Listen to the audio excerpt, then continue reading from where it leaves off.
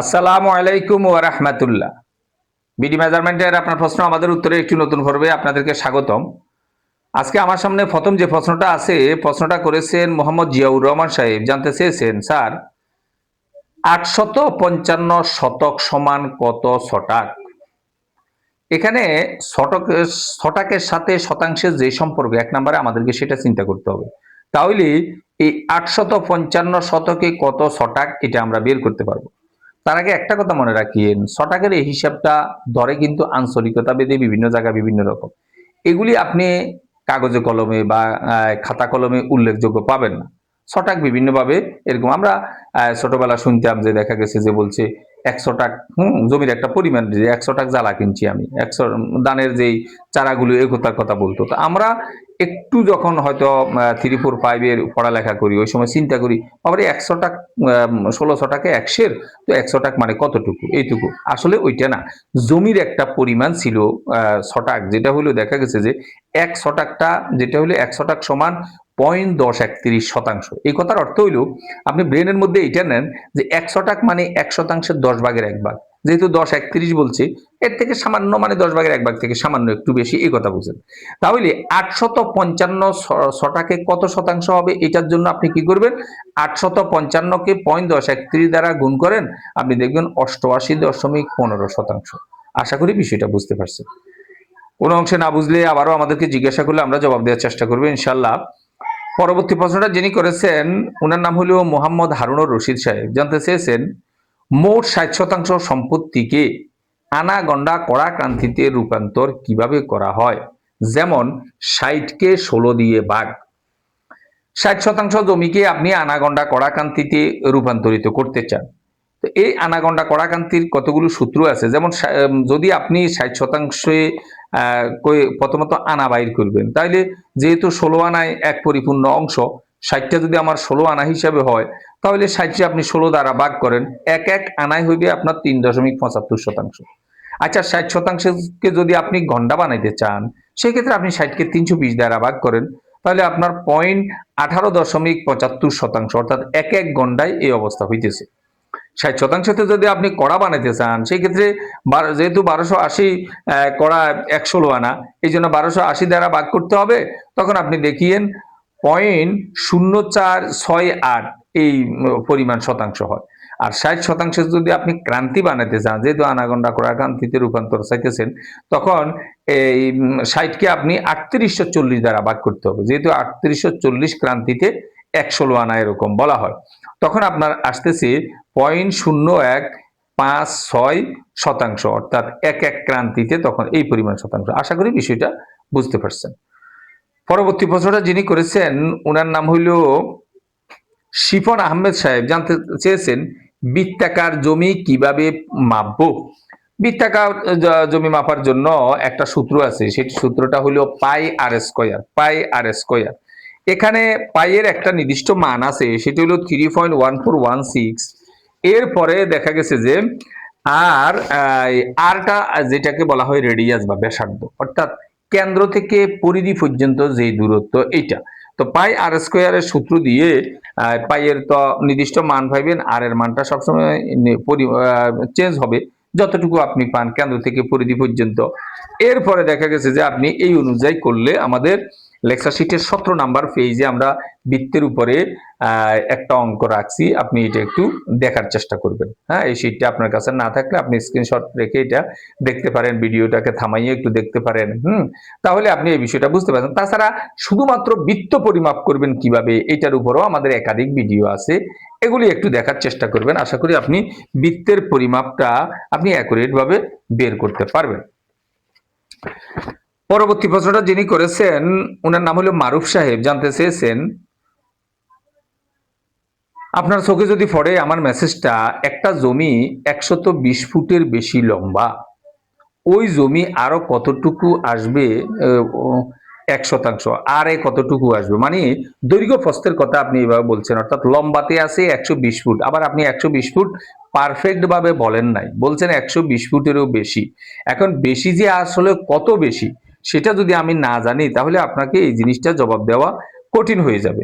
তারপরেও আপনার সুবিধার জন্য আমি যেভাবে বলতেছি, যদি এটা আপনি বুঝে নিতে পারেন তাহলে যতটুকুই বেশি হোক না কেন ওইভাবে আপনি নিয়ন্ত্রণ করতে পারবেন। আরে মানে আমরা প্রস্থটা বের করতে হবে, যদি দৈর্ঘ্য যদি এতটুকু হয়, তার মানে যেহেতু 1 নাম্বার কথা হলো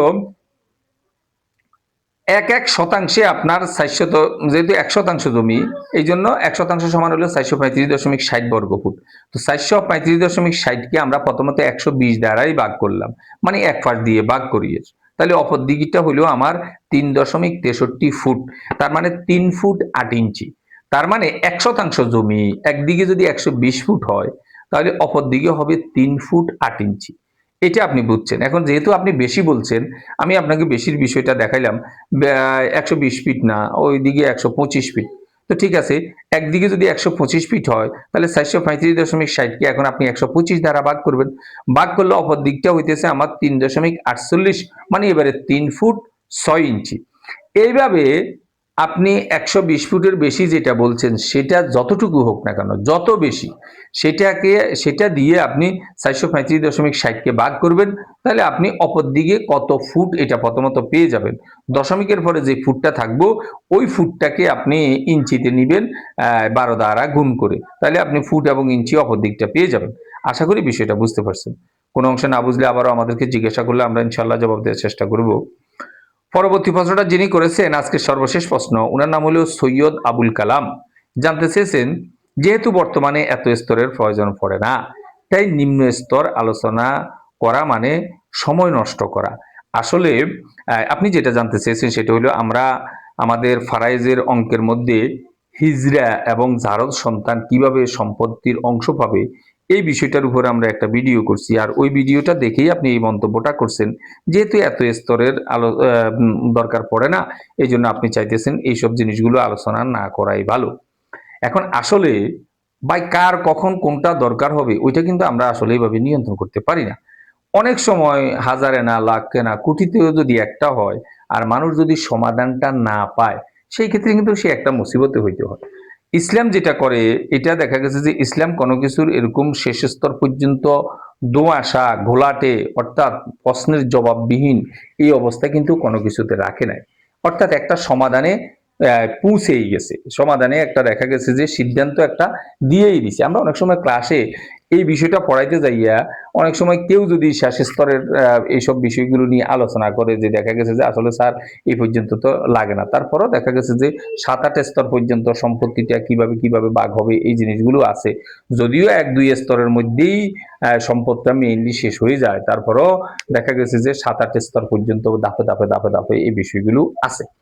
এখন এটা বলতে যাই, আমরা অনেক সময় একটা উদাহরণ দেই, যেমন একটা ফুটবল খেলার কথা আমরা অনেক সময় বলি, যে চিন্তা করেন, যেমন একটা ফুটবল খেলার উভয় পক্ষের প্রথমত একটা কথা 90 মিনিট একটু সময় দিস। তো 90 মিনিট সময়ের মধ্যে ধরেন গোল করতে পারে না অথবা সমান, তখন কি বলে, ঠিক আছে তোমাদেরকে আরো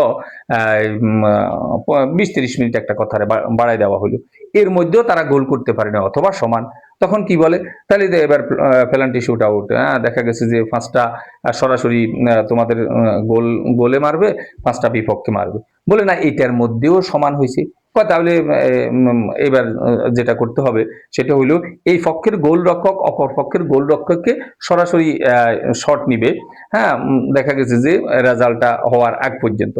এখন যুক্তিবিদ্যা তো আপনাকে এই কথা কইবে, বলে 1 লক্ষ শটও একজনে মারছে, দেখা গেছে যে আবার ওই জনও মারছে, হয়তো দেখা গেছে যে দুইজনেরই তো অবস্থা সমান, দুইজনেই দুইবারই সমান সমান ফিরে ফেলছে, অথবা দুইজনেই গোল করে ফেলছে, এরকম একটা তো অবস্থা হইতে পারে। যুক্তি তো এই কথা বলবে, কিন্তু ওদের কথা হলো না, এক সময় একটা ব্যতিক্রম হবে, কেউ গোল করতে পারবে কেউ গোল করতে পারবে না, কিন্তু যুক্তিবিদ্যা আপনাকে এই কথা বলবে না এর ব্যতিক্রম হইতেই পারে। অর্থাৎ শেষ স্তর পর্যন্ত এরা চূড়ান্ত সমাধানের কোনো ব্যবস্থা রাখে নাই, যে এটা অনেক সময় দেখা গেছে যে এই ড্রয়ে থাকতে পারে। বাকি ইসলাম যেটা করে সেটা হলো চূড়ান্ত পর্যায়ে এই জিনিসগুলো ধারাবাহিকালি আলোচনা করতে করতে অবস্থা আছে। আর হিজড়াদের সম্পত্তির আলোচনা তো স্বাভাবিক আছে, একটা মানুষের সন্তানটা হিজড়া হইতে পারে, সে সম্পত্তিটা কিভাবে পাবে এই বিষয়টা আসতে পারে। হ্যাঁ, আল্লাহ না করুক, আল্লাহ না করুক, আল্লাহ না করুক, কারো একটা জারজ সন্তান, তার অংশও দেখা গেছে যে ইসলাম তাকে বঞ্চিত করে নাই, তার জন্য ব্যবস্থা রাখছে, যেহেতু তার বাবার ঠিক নাই, এই জন্য সে তার মায়ের অংশ থেকে সম্পত্তিটা পাবে। এই জন্য আমরা মনে করি পরিপূর্ণ শিক্ষার জন্য এইসব জিনিসগুলো আলোচনা দরকার। যেহেতু একটা লোক যখন জানতে চায়, এই জন্য এগুলিকে আমরা অযথা সময় যে নষ্ট হয়ে যাবে বিষয়টা এরকম না। বাকি দেখা গেছে যে যার যে অংশে যতটুকু দরকার সে ততটুকু এই অংশ থেকে জ্ঞান নিবে। আশা করি বিষয়টা বুঝতে পারছেন। কোনো অংশে না বুঝলে আবারও আমাদেরকে জিজ্ঞাসা করলে আমরা জবাব দেওয়ার চেষ্টা করবো ইনশাল্লাহ। ভিডিওটি ভালো লাগলে লাইক, কমেন্ট এবং শেয়ার করবেন। ধারাবাহিক ভিডিওগুলো পাওয়ার জন্য চ্যানেলটাকে সাবস্ক্রাইব করবেন। এই আশাবাদ ব্যক্ত রেখে আমাদের আজকের প্রশ্নোত্তর পর্বটা এখানে শেষ করছি। আল্লাহ হাফেজ।